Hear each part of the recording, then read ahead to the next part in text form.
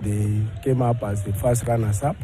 Let's move to other local football now. Ligi Ndogo emerged as the winners of the under 13 category at this year's edition of the Moi football tournament held at Ulinzi Sports Complex in Nairobi. Ligi Ndogo defeated Moi Education Center in the final. In another final, Moi Education Center defeated Pro Soccer in the under 15 category. The competition attracted 120 teams from Kenya and East Africa region, and it aims to tap and nurture talent in the country. Mzee was very grateful he was a big advocate for nurturing youth and others along the line. And it's something that we're looking forward for the rest of the country to be able to participate in.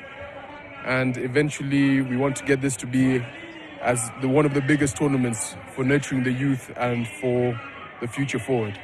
Throughout this tournament, we played really well, and I just think it's God that guided us to actually reach the finals.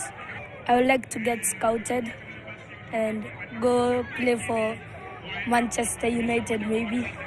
Apart from environment, we wanted to get a platform for our young players to showcase their talents in a stadium and feel that experience as we inspire them to achieve their goals.